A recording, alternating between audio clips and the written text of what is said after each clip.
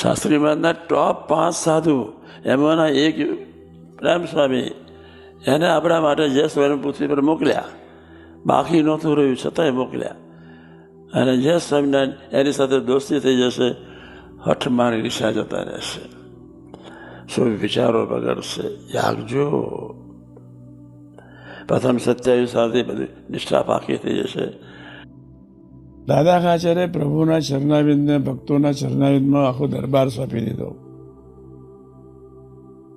હવે એને જમાડતા જ જાય, જમાડતા જ જાય, જમાડતા જ જાય, જમાડતા જ જાય. અંતર્યામી સર્વજ્ઞ પુરુષ એવા ભગવાન સ્વામિનારાયણે કહ્યું, અમે જેટલું અહીંયા જમાડીએ છીએ તેટલું જ એથી વિશેષ દાદાને આપીને જઈશું. ચિંતા નહીં કરતા, અમે પૃથ્વી પર આપવા જ આવ્યા છીએ, સુખી કરવા જ આવ્યા છીએ, ભારતના પ્રકૃતિ બદલવા જ આવ્યા છીએ, છેલ્લો જન્મ કરવા આવ્યા છે અને ભગવાનના સુખે સુખ્યા કરવા આવ્યા છે. ભગવાન સ્વામિનારાયણે જ્યારે દેહ છોડ્યો 49 વર્ષને 2 જ મહિના 3 દિવસ રહ્યા. દાદા ખાચરની જેટલી જમીન હતી તેથી 10 ગણી કરી નાખી. કેટલી? આ લોકમાં સુખ્યા કરી નાખ્યા. જેટલું ખવડાવ્યું એટલું આપી દીધું. ભગવાન, હે અમરીશો, ભગવાન સંત ક્યારેય તમે આપેલું સેવાનું ફળ પોતાના માથે નથી રાખતા, તમને આપીને જ જાય છે. તમે બધા જેમ જેમ 10મો 20મો ભાગ કાઢતા જશો, તેમ તેમ તમારી ગરીબી પૈસાની રહેશે નહીં.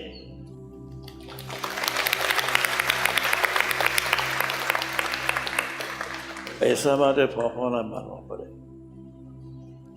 પણ ભગવાનને છેતરવાના નહીં. આપણે બધા ધ્યાન રાખજો કે રોટલા ભગવાન આપવા બંધાયેલા છે. ભગવાન આપવા બંધાયેલા છે. કોઈ દિવસ 10મો 20મો ભાગ કાઢનાર માણસને રોટલાના ફાંફા ના હોય, અને રોટલાના ફાંફા હોય તો માની લેવું કે 10મો ભાગ કાઢતો નહીં હોય. ગરીબ હોય, ભગવાન સ્વામિનારાયણ કે 20મો ભાગ આપે. પણ જે ગાડીઓમાં બેઠા છે, ઘેર સ્કૂટરો છે, 5-20 વીઘા જમીન છે, એને તો 10મો ભાગ કાઢવો જોઈએ.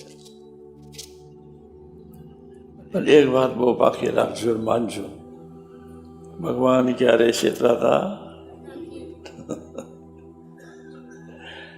ક્યારેય છેતરાતા નથી. આજથી હવે તમે નક્કી કરી નાખજો. માનવી એક તમને બધા સારું થયું આ વાત નીકળી કે આપણા સમયનો 10મો ભાગ દરેકે કાઢવાનો છે. સમયનો 10મો ભાગ એટલે 24 કલાકમાં 2 કલાક ને 20 મિનિટ સ્વાધ્યાય ભજન વાંચનમાં જવી જોઈએ.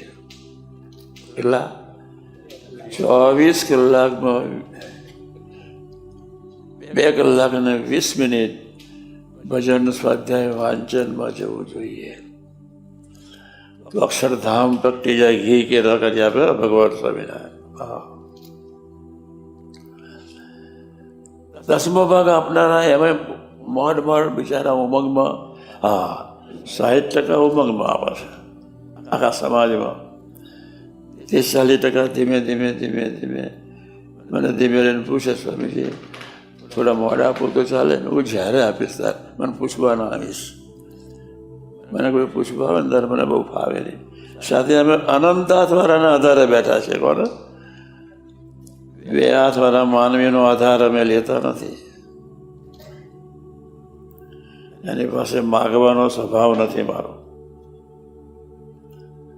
તમે સાંભળજો, માનવી આપીને શું આપવાનો? અનંત હાથવાળા મહારાજ આપણને સર્વ પ્રકારે સુખી કરવો છે, તનથી, ધનથી ને મનથી. આપણા ધનને પવિત્ર બનાવવું છે. તમે 10મો ભાગ ધનનો ખરેખર કાઢ્યો તો આ લોકનું ભારત લડે નહીં, રોટલા મળ્યા જ કરે. પણ એની સાથોસાથ 10મો ભાગ સમયનો કાઢો. 24 કલાકમાં 2 કલાક ને 20 મિનિટ સત્સંગ, વાંચન, ભજન, કથા વાર્તામાં જવા જોઈએ.